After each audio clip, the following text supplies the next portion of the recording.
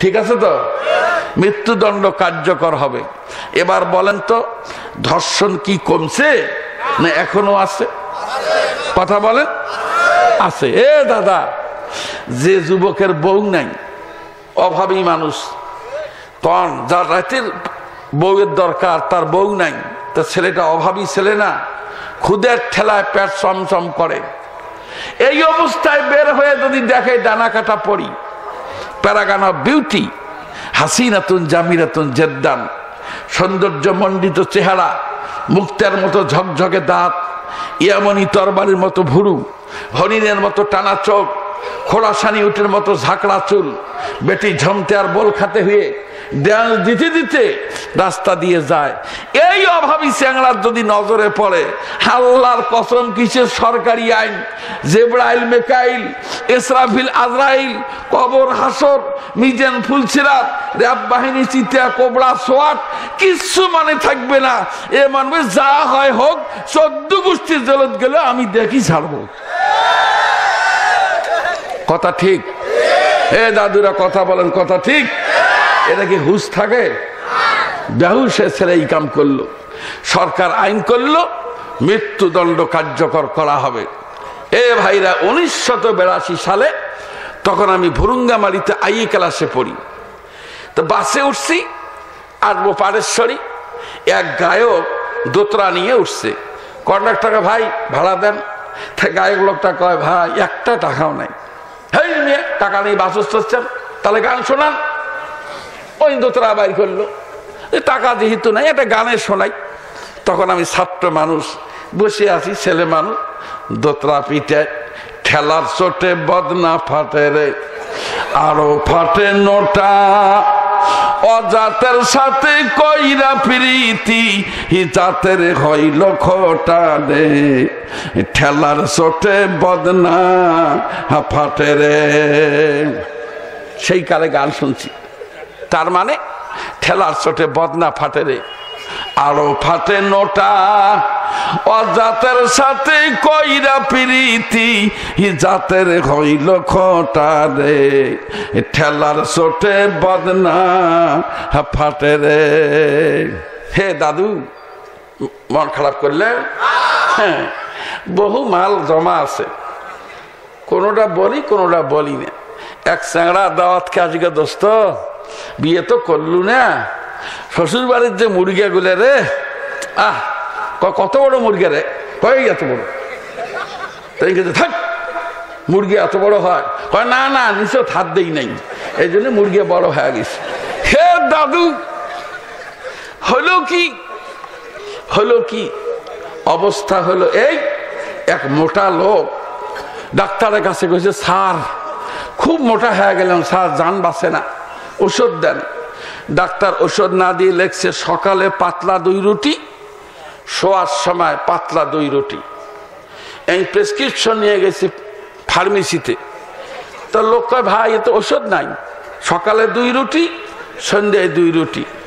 এই যে কয় স্যার 600 টাকা আপনার দিয়ে এই পর্যন্ত লেখছেন, 2টা করে রুটি খাওয়া। বলে হ্যাঁ এটাই খাবেন। কয় স্যার ঠিক আছে বুঝলাম, কিন্তু রুটি 2টা ভাত খাওয়ার আগে খাবো না পরে খাবো? ডাক্তার কয় মানুষ না পায়জামা রে, তো বলছি যে খালি রুটি খাবি, তুমি ভাত খাওয়ার আগে না পরে, তাহলে ভাতও খাবে রুটিও খাবে।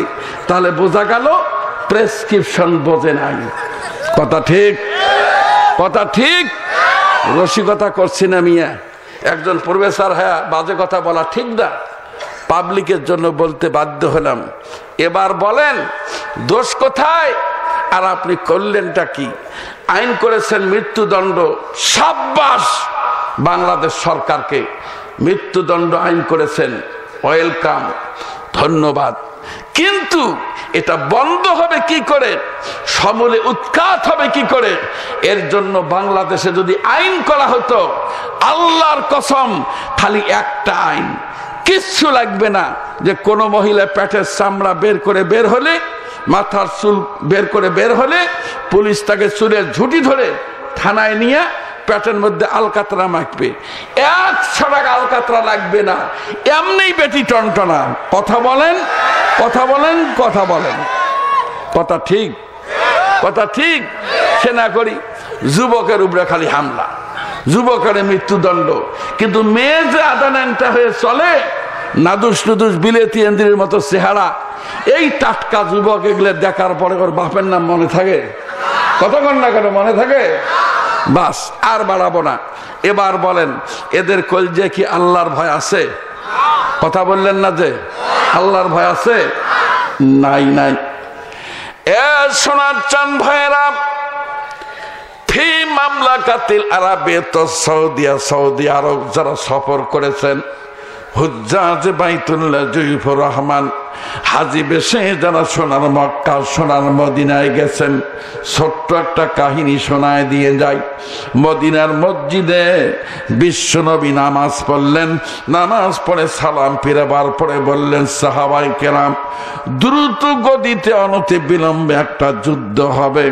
আমি বিশ্বনবী ঘোষণা করলাম, যুদ্ধে কারা কারা যাবে তারা নাম লেখাও, কারা কারা আল্লাহকে ভয় করো তার আমি প্রমাণ নেব যুদ্ধের ময়দানে।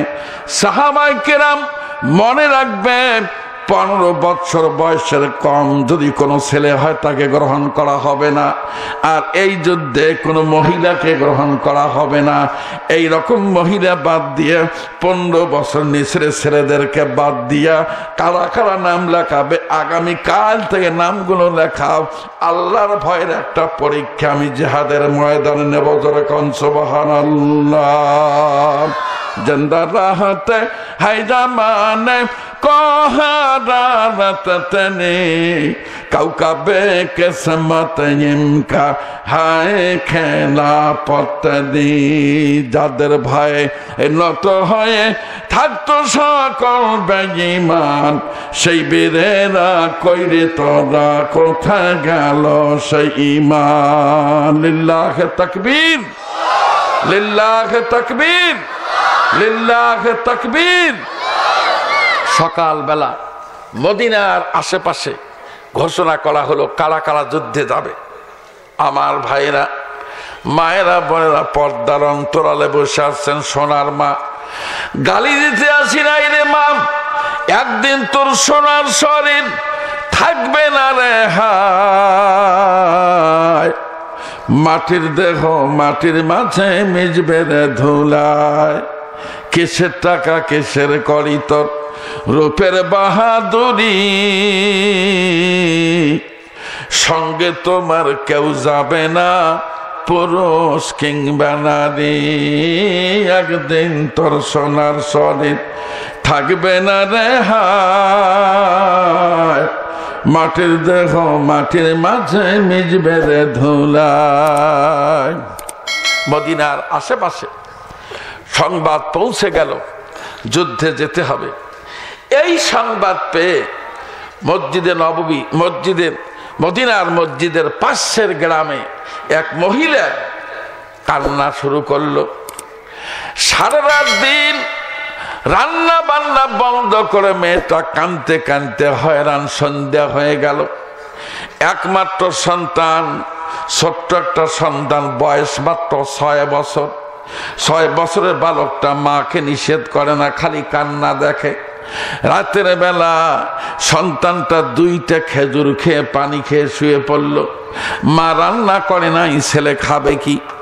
তামাম রাত মেয়েটি কাঁদতে কাঁদতে যখন ফজরের ওয়াক্ত হয়ে গেল, ছেলেটা ঘুম থেকে উঠে বলে, মা তুমি কি রাতের বেলা ঘুমাও নাই?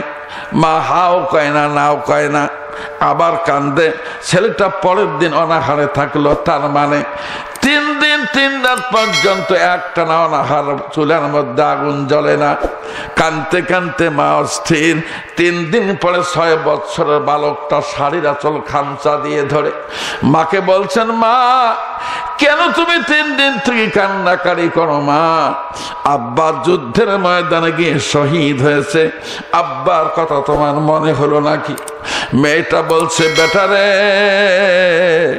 তুমি জানো না, একজন মানুষ যখন যুদ্ধের ময়দানে শহীদ হয় তার পদমর্যাদা কত বেশি। আল্লাহর নবী বলেন, কোন ব্যক্তি নবী হোক, ওলি হোক, পীর হোক, আউলিয়া হোক যেই হোক না কেন, তার জীবনটা নেয় আল্লাহর ফেরেশতা আজরাইল।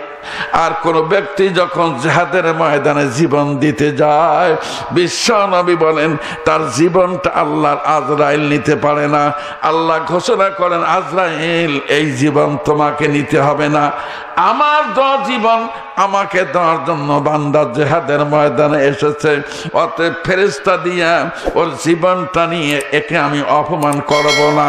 আল্লাহ নিজেই কুদরতি হাত বাড়ায় দিয়ে বলে, বান্দারে আয় আয় বান্দা, পচা দেহটা ছেড়ে দাও, আমার দরুহু আমার জীবন আমার কুদরতি হাতে আসো, জান্নাতে সবুজ রঙের পাখি বানায়া উড়াইতে দেব। যারা কান সুবহানাল্লাহ। ধর্মের পথে শহীদ যাহারা, আমরা সেই সে জাতি, সাম্যমত্তি এনেছি আমরা, বিশ্বে করেছি খ্যাতি। পাপ বিদগ্ধ তৃষিত ধরার লাগিয়া জানিল যারা, মরুর তপ্ত বক্ষ নেগারি শীতল শান্তি ধারা, উঁচু নিচুর ভেদ ভেঙে দিল আজি সবারই বক্ষপাতি। আমরা সেই সে জাতি, সাম্যমত্তি এনেছি আমরা, বিশ্বে করেছি খ্যাতি। যারা করেন আল্লাহু আকবার, যারা বলেন আল্লাহু আকবার। মেয়েটি বলল, বেটা রে, তোর আব্বা তো জান্নাতে উড়াচ্ছে পাখি হয়ে, তার জন্য আমি কেন কাঁদব রে বাজান? সেজন্য কাঁদি না। আম্মা তাহলে তুমি কাঁদো কেন? আরে বেটা, একটা যুদ্ধ হবে, এই যুদ্ধের ময়দানে আল্লাহকে কে ভয় করে এর প্রমাণ নেবেন বিশ্ব নবী। কিন্তু বেটা তুমি জানো রাসূল আইন করেছেন কোনো মহিলা নেবেন না, কোনো অপ্রাপ্ত বয়স্ক ছেলে নেবেন না। তাহলে তুমিও টেকো না, আমিও টিকি না। তাহলে কি দিয়ে পরীক্ষা দেয় রে বাজান? এই দুঃখে কাঁদতেছি। ছেলেকে আম্মা তাই বলে? হ্যাঁ। বলছে, আম্মা আল্লাহ কসম করে বললাম তুমি আমাকে নিয়ে চলো, আমি রাসূলের কাছে যাব, যে কায়দায় হোক এই যুদ্ধে আমি নিয়োগ নেব। আমি তোমাকে কথা দিলাম আমি শহীদ হব, তুমি একটা বীর মুক্তিযোদ্ধা, শহীদের স্ত্রী, আবার এদিক থেকে আমি শহীদ হয়ে বীর মুক্তিযোদ্ধা, শহীদের মা বানাবো। আব্বা ধরবে এক হাত, আমি ধরবো এক হাত, দুই হাত ধরে হাসতে হাসতে আমরা তিন ব্যক্তি জান্নাতে চলে যাব। সুবহানাল্লাহ, সুবহানাল্লাহ, সুবহানাল্লাহ। আমার ভাইয়েরা, মেয়েটি বলল, বেটারে চল তো যাই, রাসূলের কাছে যাই, দেখি রাসূল কি বলেন।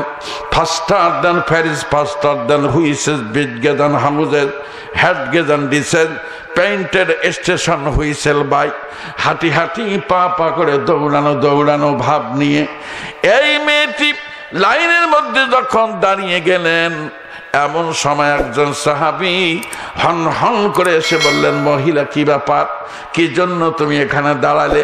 ডাক দিয়ে বলছেন, নবীর সাহাবী, যুদ্ধে যাব এই জন্য দাঁড়ালাম। এই সঙ্গে এই আল্লাহর নবীর সাহাবী বললেন, মহিলা, আল্লাহর নবী কোনো মহিলা গ্রহণ করবেন না, আর্জেন্ট অ্যাজ পসিবল, যত দ্রুত সম্ভব লাইন থেকে বের হন, বাসায় চলে যান। যেরকম সুবহানাল্লাহ। এ মহিলা তাড়াতাড়ি যাও, এখানে থাকা যাবে না। খুব মেজাজ গরম। মেয়েটা বলল, shut up, do thought that I have solved my safety, আগলেক লেসানাক, জিহ্বা সাবধান করো। এই মিয়া, তুমিও নবীর সাহাবী, আমিও নবীর সাহাবী। তুমি পুরুষ, আমি মহিলা। আমি কে তুমি চেনো? তুমি কি আমাকে চেনো? আমি শহীদ মুক্তিযোদ্ধার স্ত্রী, আমি শহীদের স্ত্রী, আমার একটা মর্যাদা বেশি। তুমি আমাকে ধমক দিয়ে কথা বলো, এত বড় সাহস? জিহ্বা সাবধান, রাসূলকে বলো, রাসূল বলুক আমি চলে যাব। তুমি বলার কে? কথা বোঝেন না কি? বুঝতেছেন? হ্যাঁ। হে দাদুরা, কষ্ট দিতেছি, কি করব ভাই, বড় বিপদ। 33 বছর ওয়াজ করলাম, একটা লোক কইল না যে হুজুর বহু ওয়াজ করছেন, আজকের দিনে গরুর গোস্ত দিয়ে ভাত খেয়ে ঘুমেন হুজুর, সকালে যাবেন। একটা লোক আমি পাইনি। খালি তো হুজুর বসাবেন, আজকে মহব্বতী লোক নাই। কষ্ট দিতেছি। হ্যাঁ। সাহাবী চুপসে গেল। বা মহিলার কি গিয়ার রে, বা কি কথা। রাসূলকে, ইয়া রাসূলুল্লাহ, এক মহিলা আসছে, তার যা গরম, যাওয়া যায় না, তাই নাকি? বলে হ্যাঁ। রাসূল হেঁটে হেঁটে গিয়ে বলেন, মহিলা কি চাও তুমি? নবী গো, চাচ্ছি আমি একটা যুদ্ধের ময়দানে যাব। জি, যুদ্ধের ময়দানে যাব, এর জন্য আসছিলাম। কয় না না, কোনো মহিলা গ্রহণ করা হবে না। কয় ইয়া রাসূলুল্লাহ, আলহামদুলিল্লাহ, আপনি নিষেধ করছেন, আমি যাব না। তবে নবী গো, আমার এই ছেলেটাকে আপনি নেন। বয়স কত? 6 বছর। ও কি ঘোড়া চালাইতে পারে? কয় না। উট চালাইতে পারে? কয় না। তরবারি নিয়ে দৌড়াইতে পারবে? কয় না। তারা তীর ধনুক চালাইতে পারবে? কয় না। অন্য কোনো প্রশিক্ষণ আছে? কয় না। তা দূর বাকি, এই বাচ্চা মানুষ আমি কি করবো? কয় ইয়া রাসূলুল্লাহ। তারপরে ছেলে যাইতে চায়, দেখেন ওকে বুঝান। বললো বাবা, তোমার বয়স কম, 15 বছর বয়স হলে তুমি আসিও, তোমাকে দিয়ে আমি ইসলামের অন্য কাম করাবো, আজকের দিনে তুমি ফেরত যাও। এই কথা মেয়েটি বললো, বাবা চল বাড়ি যাই, রাসূল তোকে নেয় না, আমি এখন কি করবো, চল বাড়ি যাই।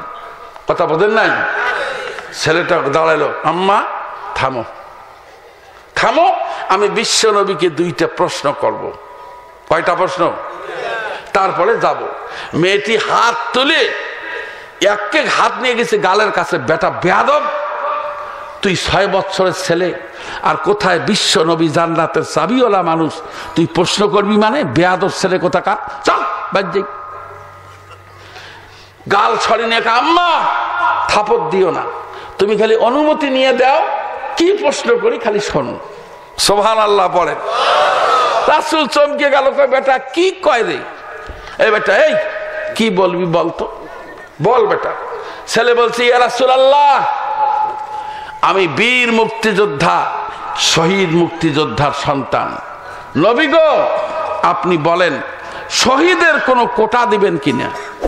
এখন যেমন মুক্তিযোদ্ধার কোটা পায়, এই ছেলে কোটা দাবি করলো। ইয়া রাসূলুল্লাহ, আপনি এই শহীদের কোনো কোটা দিবেন কিনা? একটা কোটাও যদি দেন, সেই কোটা পেয়ে আমি যুদ্ধে যাব। সুবহানাল্লাহ করেন না? আরো জোরে, আরো জোরে, আরো জোরে। কেবল মুসলমানের লাগিয়া আসেনি কো ইসলাম, সত্যে যে চায় আল্লাহ মানে মুসলিম তারি নাম। আমির ফকিরে ভেদ নাই হেতা, ভাই মোরা একসাথে,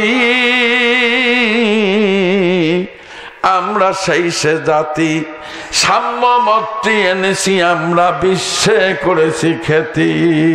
আল্লাহু আকবার, আল্লাহু আকবার। বললেন নবী কোটা দিবেন কিনা? রাসূল চমকে গেলেন, বেটা কয় কিরে, শহীদের কোটা চাইছে তো সাংঘাতিক চ্যাংড়া। আমাদের দেশে ছোট ছেলের বুদ্ধি বেশি, ব্রিটিশ না কি কন, তুই ব্রিটিশ চ্যাংড়া। তা রাসূল বললেন, বেটা আর কি কবি কয় ইয়া রাসূলুল্লাহ। দ্বিতীয় প্রশ্ন সেটি হলো, আমার আম্মাকে দেখি রান্না করার সময় পাতলা পাতলা খড়ি দেয়, দিয়ে আগুন ধরায়, আগুন যখন জ্বলে ওঠে তখন মোটা খড়ি দেয়। নবী গো, যুদ্ধের ময়দানে আগুন ধরার দরকার নাই, পাতলা খড়ির দরকার নাই, আমি সেই পাতলা খড়ি, আমার কাফেরেরা মারবে, রক্ত বের হবে, জিহাদের ময়দানে আগুন ধরবে, ওই সময় আপনি মোটা মোটা খড়ি লাগাবেন, মোটা মোটা সাহাবী পাঠাবেন। সুবহানাল্লাহ, সুবহানাল্লাহ, সুবহানাল্লাহ। রাসূল চমকে গেল, বেটা কয় কিরে, কি কয় এই ছেলে? আমার ভাইরা, লম্বা কাহিনী বলবো না, কষ্ট দেব না, কষ্ট দেওয়ার মতো মানসিকতা আজকে আমার নাই। খালি এতটুকু বলতে চাই, আল্লাহ নবী কি জবাব দেবেন চিন্তার মধ্যে পড়ে গেলেন। ফানাজালা জিবরিল আলাইহিস সালাতু ওয়াস সালাম, আল্লাহ নবীর কাছে হযরত জিবরাইল বিরাট একটা নামের ফেরেশতা নামের একটা লিস্ট সংযুক্ত কাগজ নিয়ে দুনিয়ার জমিনে চলে আসলেন। আসার পরে বললেন, নবীজি মদিনার মসজিদে বসে বসে আপনি মানুষের নাম লিস্ট করেন, আর এই যুদ্ধের জন্য মহান আল্লাহ তার আরশের মধ্যে মানুষের নাম লিস্ট করেছেন। যেরকম সুবহানাল্লাহ। ও নবী, আপনি যে লিস্ট করেছেন সেই লিস্টের মধ্যে এই মহিলার নাম নাই, এটা ছেলের নামও নাই। আর আল্লাহ যে লিস্ট করেছেন দেখেন, মহিলার নামও আছে, ছেলেটার নামও আছে। নবী গো, গ্রহণ করেন। এদেরকে আল্লাহ পছন্দ করেছেন, লিস্ট করে লিস্ট পাঠায় দিয়েছেন আমার মাধ্যমে। সুবহানাল্লাহ বলেন, বলেন বলেন বলেন, সুবহানাল্লাহ বলেন। সোনার দাদারা, এবার চলেন, এত বড় মানুষ এরকম হয় কি কারণে? চারটি কারণে একজন মানুষ ভালো মানুষ হয়, আল্লাহকে ভয় করে। কি কি চারটা কারণ আমি কি ছোট করে বলবো? তার প্রথম নম্বর কারণ হলো লোকটার ভিতরে থাকে ঈমান। কি থাকে? আরো জোরে, ঈমান। দ্বিতীয় নম্বর, তার ভিতরে থাকে ইলম। কি থাকে? আরেকবার। তৃতীয় নম্বরে তার ভিতরে থাকে আমলে সালেহ, নেক কাজের টেন্ডেন্সি, নেক কাজের মানসিকতা। এইটা হলো তৃতীয় নম্বর। চতুর্থ নম্বর, একটা মানুষের ভিতরে থাকে ফিকরে আখিরাত, আখিরাতের চিন্তা চেতনা। এই চারটি জিনিস যখন একটা মানুষের ভিতরে ঢোকে, সোনার দাদারা, এই চারটি জিনিস ঢুকলে সে লোকটার কলিজার মধ্যে চলে আসে আল্লাহর ভয়। কার ভয়? জোরে জোরে। হযরত উমরের মতো মানুষ, মাথা চুলে জট, একটা জট, কেতাবে আসছে 24টা জট। কয়টা? আচ্ছা, 24টা চুলের জট যদি মাথাত হয়, এ মাথা কি ছোট? কোন কেতাবে আসছে 32টা জট, আরো বড়। এই জটালা উমর সেই সময় আইয়ামে জাহিলিয়াতের পিরিয়ডে উমর ছিল শিক্ষিত মানুষ, কিন্তু চুলের জট ছিল। উনি মানুষ মারবে, আল্লাহর নবীকে হত্যা করবে, তরবারি আনলো ইয়ামান প্রদেশ থেকে, জানেন না আপনারা? হত্যা করার জন্য গেল। রাসূল বসে আছেন, পাতলা একটা সাহাবী গেটে তরবারি নিয়ে দাঁড়ানো। হযরত উমর যা বলছে, এই বেটা, তোর মোহাম্মদ কোথায় রে? তোর মোহাম্মদ কোথায়? এই পাতলা লোকটা বলছে, এই বেটা সাবধান, এইভাবে মানুষ নাম বলে? বেয়াদব কোথাকার। হযরত উমর তরবারি ঘুরে নিয়ে দিয়ে বলছে, এই বেটা, তুই আমাকে চিনিস? আমি উমর, খাত্তাবের বেটা উমর, সাবধানে কথা কর। এই পাতলা লোকটা, আমার থাম, তোমাকে ভয় করতাম তখন যখন মা কালী নমো নমো, মহাদেব নমো নমো, ঠাকুর নমো নমো, নমো নমো যখন করতাম তখন তোমাকে ভয় করতাম। এখন আর এগুলো ভয় করি না, আমার কলিজা এখন আল্লাহর ভয়। সুবহানাল্লাহ, সুবহানাল্লাহ, সুবহানাল্লাহ। তোমাকে ভয় করার কোনো টাইম আমার হাতে নেই। ওমর বলছে, বেটা, এই সাবধানে কথা কর। আমি যদি ইয়েস বলি, গোটা মক্কা ইয়েস হয়ে যায়, নো বললে নো হয়। আর তুমি পাতলা একটা মানুষ, একটা থাপ্পড় মারলে কাল্লা ছিঁড়ে যাবে। আর তুমি আমার সামনে বাড়াবাড়ি করো, দুইজনে লাগছে ঝগড়া। আমার ভাইরা, আল্লাহর নবী ঘরের ভিতর থেকে তাকে ডাক দিয়ে বললেন, নবীর সাহাবী কার সাথে ঝগড়া করো? বলে, ইয়া রাসূলুল্লাহ, উমর ইবনুল খাত্তাব এসেছে, হাতের মধ্যে খোলা তরবারি, চোখ দুইটা রক্তবর্ণ, মেজাজটা গরম, মাথার চুলগুলো উস্কু খুস্কু। আল্লাহর নবী আপনার নামটা বেয়াদবের মতো বলে, আপনি কোথায় তথ্য চায়? আল্লাহ নবী ডাক দিয়ে বললেন, সাহাবী, এই লোকটাকে তুমি কোনো ডিস্টার্ব করো না, ওকে খোলা তরবারি নিয়ে আমার কাছে আসতে দাও। তামাম জিন্দেগি সে আমার দেহরক্ষী হবে, তামাম জিন্দেগি সে আমার চৌকিদারি দায়িত্ব পালন করবে। যেরকম সুবহানাল্লাহ। অর্ধেক পৃথিবী করিত শাসন, ধুলার তক্তে বসি, খেজুর পাতার প্রসাদ খানি বারে বারে গেছে খসি। অর্ধেক পৃথিবী করিত শাসন, তালি দেওয়া জামা গায়ে, আটার বস্তা পিঠে করে নিয়া সাবিল দুস্থ মায়ে। আজি কোথায় গেল সে মানব দরদি, তৌহিদি সন্তান? কোথা গেল সেই সোনার মানুষ, কোথা সেই মুসলমান? আল্লাহু আকবার, আল্লাহু আকবার। হযরত উমর যা হবার হয়ে গেল। রাসূল বললেন, উমর, তুমি তো শিক্ষিত মানুষ, কিন্তু এমন শিক্ষা গ্রহণ করছো ওই শিক্ষা তোমাকে তরবারি নিয়ে আমার কাছে আনলো আমাকে হত্যা করার জন্য। ওমর তুমি বলো, যে শিক্ষা মানুষকে হত্যা করতে বাধা দেয় না, এটা একটা শিক্ষা হলো? ওমর আমার ইউনিভার্সিটিতে অ্যাডমিশন হও। ওমর বলেন, ইয়া রাসূলুল্লাহ, সেই ইউনিভার্সিটির নাম? রাসূল বললেন, সেই ইউনিভার্সিটির নাম হলো দারুল আরকাম। বর্তমান বাংলাদেশ সরকারের মাননীয় প্রধানমন্ত্রী শেখ হাসিনা প্রতি উপজেলায় উপজেলায় 2টা করে দারুল আরকাম স্বতন্ত্র ইবতেদায়ী মাদ্রাসার উদ্বোধন করেছেন। তার একটা প্রতিষ্ঠান আমি নিছি, আমার জায়গায় ঘর বানায় দিয়ে একটা প্রতিষ্ঠান আমি নিছি। এই দারুল আরকাম নাম, এটা মদিনাওয়ালার ইউনিভার্সিটি। এই ইউনিভার্সিটির চ্যান্সেলর হলেন আল্লাহ, আর ভাইস চ্যান্সেলর হলেন মদিনাওয়ালা। If all the world was United under one leader, then Muhammad sallallahu alaihi wasallam would have been the best fitted man to lead the peoples of various creeds, dogmas and ideas to peace and happiness. বোঝেন আর না বোঝেন, সুবহানাল্লাহ কোন বোঝাবুঝির দরকার নাই। হে দাদা, উমর যে অ্যাডমিশন হলো, কষ্ট দিতেছি? দুষ্ট উমর অ্যাডমিশন হলো ইউনিভার্সিটিতে।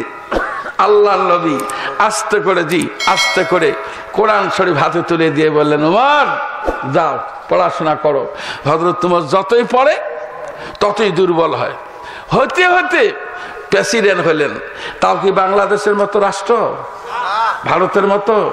অর্ধেক পৃথিবী, এ কি জাতা ব্যাপার? অর্ধেক পৃথিবী। ছেলে জামা গায়ে দিয়ে গেছে মাদ্রাসায়, 14 জায়গায় ছেঁড়া। এই যুবক কত কয় জায়গা? 14 জায়গা।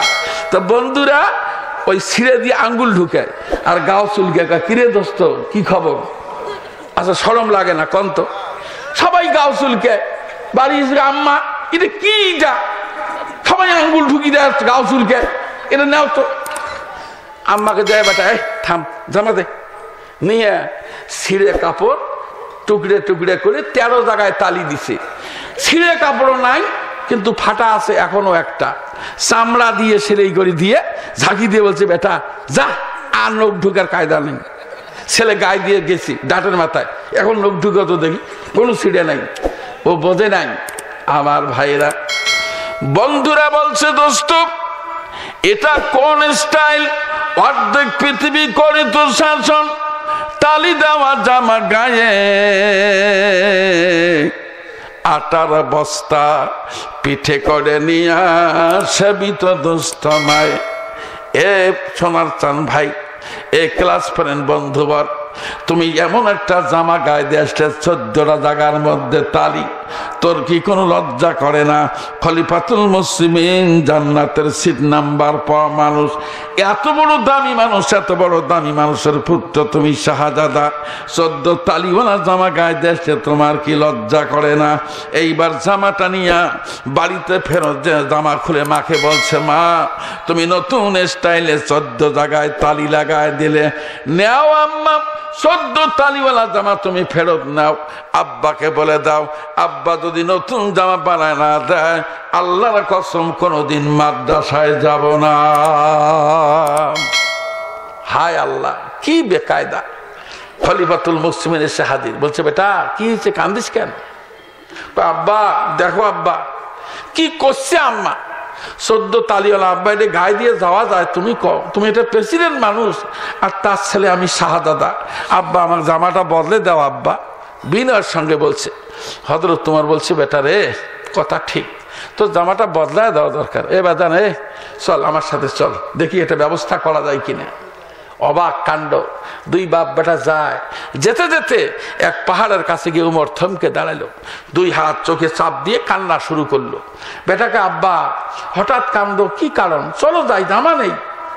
বলছে, বেটারে এ সোনার চান, বাড়িতে কোনো খাদ্য নাই, সরকারি খাজানচিখানা থেকে যা কিছু ভাতা পাই তা দিয়ে মাস চলে না।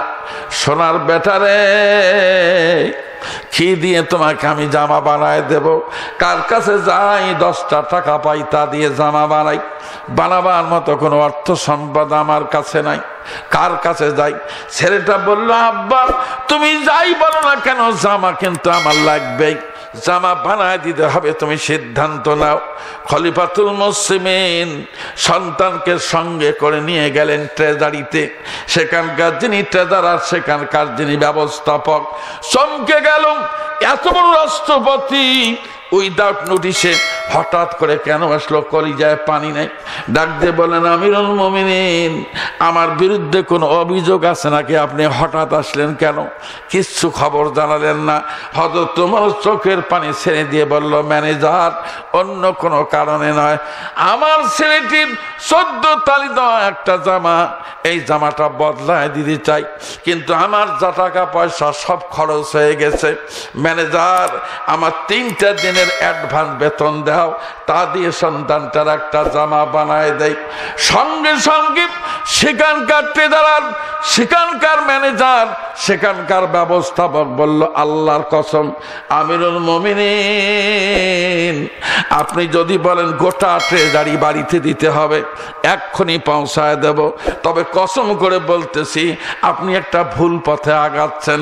বলেন তো, আপনি প্রেসিডেন্ট, 3টে দিন আপনি দুনিয়ার জমিনে বাঁচবেন, এর একটা লিখিত গ্যারান্টি কার্ড দেন, আমি তাহলে আপনাকে লোন দিয়ে দেব।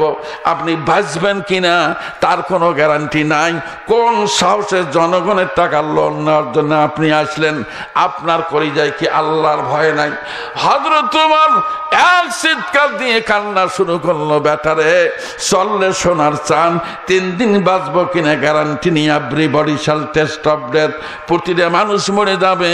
আমি ওমর যদি ঋণগ্রস্ত অবস্থায় মরে যাই, অর্ধেক পৃথিবীর মানুষের কাছে ক্ষমা চাওয়া আমার পক্ষে সম্ভব না। যা বেটা, এই ছিঁড়া জামা কাপড় গায়ে দিয়ে পড়াশোনা কর, কলিজার মধ্যে আল্লাহর ভয় রাখবি, মহান আল্লাহ তোমাকে জান্নাতে পৌঁছায় দিবে। যেরকম সুবহানাল্লাহ। আজ বুঝি কেন বলিয়াছিলেন শেষ পয়গাম্বর, আমার পরে যদি নবী হতো কেউ হতো সে এক ওমর। আল্লাহু আকবার, আল্লাহু আকবার, আল্লাহু আকবার। কষ্ট দিলাম ভাই? কষ্ট পেলেন? তাহলে আল্লাহর ভয় কলিজায় আনতে হলে সোনার দাদুরা 4টি জিনিসের প্রয়োজন। 4টি জিনিসের 2 নম্বর জিনিসটা হলো এলেম। এলেম ভিতরে না থাকলে আল্লাহর ভয় কলিজায় আসা খুবই কষ্টকর বিষয়। আজকে এই জন্য দিনী প্রতিষ্ঠানের আঙ্গিনায়, আজকে রাজারহাটের প্রাণ কেন্দ্রে, উপজেলার প্রাণ কেন্দ্রে আজকের এই ক্ষুদ্র আয়োজন, এই আয়োজনে বক্তৃতা করতে এসেছি। সোনার দাদারা ঘর দেখতে পাচ্ছেন, কোনো মতে জোড়াতালি দিয়ে কয়েকখানি ইট দিয়ে একটা ঘর, আর কম দামি টিন দিয়ে আর একটা ঘর। এই ঘরটা যে সিমেন্ট লাগায়া, বালু লাগায়া একটু প্লাস্টার করবে, তারও বুদ্ধি কর্তৃপক্ষের নাই। এই জন্য বলি, আপনারা আমার সাথে একটু দোয়া করেন তো। বলেন আল্লাহ, সবাই বলেন আল্লাহ, প্লাস্টারের কাজের জন্য তুমি 50 ব্যাগ সিমেন্টের ব্যবস্থা করে দাও। বলেন আমিন, বলেন আমিন, বলেন আমিন। সোনার দাদারা 1-2 বস্তা সিমেন্ট যদি দেন, তাতে আপনার হালের গরু মরে যাবে না, বউ বাচ্চা ভাত পাওয়া বন্ধ হবে না। এই নবীর ব্যাংকে, নবীর ঘরে সাহায্য দেওয়ার মানসিকতা নিয়ে আল্লাহর ভয় কলিজায় রেখে কোন ব্যক্তি বলতে পারেন, হুজুর আমি 5 বস্তা বা 10 বস্তা সিমেন্ট আমি দান করব?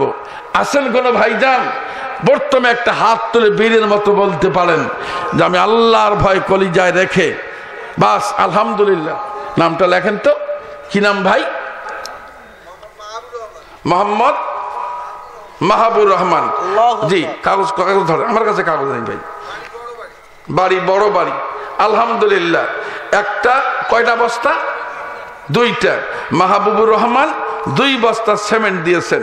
যারা বলেন মারহাবা। আরে ভাই, খাতা কলম লাগবে না?